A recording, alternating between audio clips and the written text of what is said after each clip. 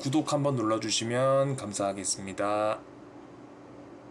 안녕하세요. 오마르의 삶 오마르입니다. 실전 대화의 기술, 오늘은 호칭을 이용한 친근감 높이기입니다. 자, 새로운 사람을 만나는 자리가 있습니다. 친구가 다른 친구를 데려올 수도 있고 어쩌면 그게 이성일 수도 있겠죠. 아무튼 여러분은 오늘 그 사람과 친해지고 싶습니다. 그럴 때 조금 더 빨리 친근감을 높일 수 있는 방법을 소개해 드립니다. 호칭은 관계 맺음에 있어서 아주 중요한 요소입니다. 서로를 특정한 호칭으로 부른다는 것은 그만큼 관계가 특별하거나 가까울 수 있다는 뜻이겠죠. 친한 친구를 이름이 아닌 별명으로 부르고 연인들끼리 둘만의 애칭을 쓰는 것처럼 말이죠. 우리는 우리 자신을 그저 이름이나 사회적 직함으로 부르는 사람과 그렇지 않은 사람, 즉 별칭으로 부르는 사람을 마음속으로 구별할 수 있습니다. 어느 쪽을 더 친근하게 느끼는지는 굳이 설명 안 해도 아시겠죠? 자, 그러면 오늘 처음 본 그 사람이 만약 별명이 있다면 그 별명으로 부르라는 걸까요? 아닙니다. 예를 들어 그 사람 별명이 꼬부기라고 칩시다. 오늘 처음 본 제가 옆에 친구에게 별명이 뭔지 물어본 뒤 그 사람을 꼬부기라고 부른들, 그것은 이름을 부르는 것과 큰 차이가 없습니다. 친근감을 높이는 데는 별 도움이 안 돼요. 왜일까요? 꼬부기라는 별명은 그 사람과 나의 관계 안에서 당위를 가질 만한 사연이 없기 때문입니다. 이름이 홍길동이라고 소개받아서 길동씨라고 부르는 것처럼 그저 별명이 꼬부기라고 들었기 때문에 꼬부기라고 부르는 겁니다. 특별한 의미를 기대할 수 없죠. 친근감을 높이는 호칭이라고 볼 수는 없습니다. 지금 말씀드린 것을 뒤집어 생각해보면 어떤 호칭이 친근감을 높일 수 있는지 답이 보입니다. 서로가 공유하는 대화나 사건을 통해 만들어진 호칭이라면 좋겠죠. 그리고 그 호칭을 쓰는 사람이 여러분 한 명뿐이라면 더 좋을 겁니다. 오마르의 삶.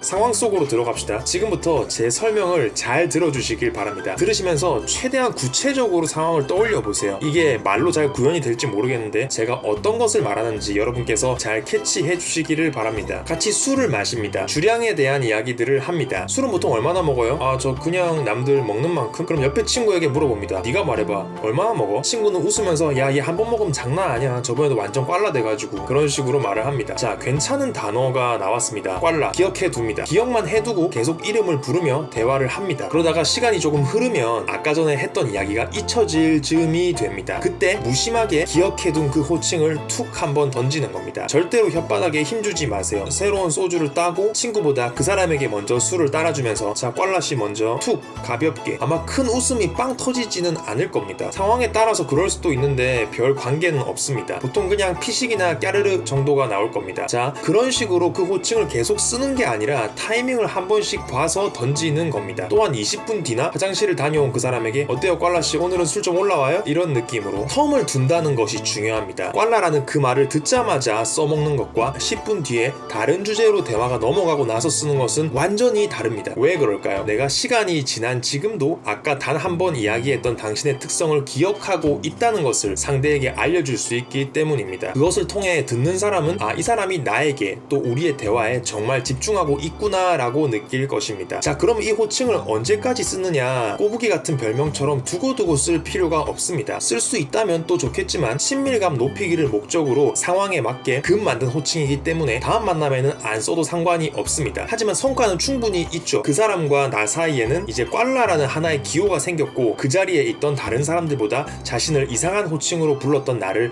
잘 기억할 수 있을 겁니다. 자신의 특성을 잘 기억해주는 사람이라는 이미지도 덤이죠. 헤어질 때 전화번호를 교환하면 이름 대신 꽐라라고 저장을 합니다. 굳이 보여줄 필요는 없고 저장을 하는데 옆에서 보게 되는 건 상관없습니다. 아마 웃으면서 팔뚝을 한 대 때리던가 하겠죠. 당장 못 보더라도 나중에 친구가 웃기다면서 캡처로 그 사람에게 전달해줄 수도 있을 겁니다. 그 사람을 이름 석자가 아니라 그 자리에서 만든 별칭으로 저장했다는 것은 의미가 있습니다. 이렇게 다양한 상황 속에서 호칭을 만들 수 있겠죠.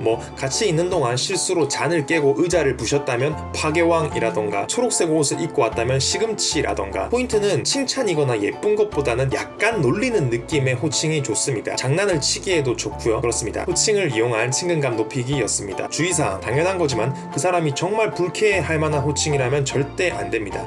친근감을 높이려다가 다시는 못 보는 수가 있어요. 그리고 이것은 반드시 해야 하는 게 아닙니다. 강박적으로 호칭을 만들려고 하지 마시고 대화 중 자연스럽게 쓸만한 게 나오면 그걸 캐치하면 됩니다. 안 해도 아무 문제 없습니다. 그리고 한 번 더 강조하고 싶은 것은 힘 빼기. 내가 지금 너를 이렇게 특이한 호칭으로 부르고 있다, 이런 티 절대 내지 마세요. 무심하게 툭 던져야 합니다. 질문사항은 댓글로 남겨주시면 힘 닿는 데까지 답변 드리겠습니다. 오늘은 여기까지 하겠습니다. 안녕.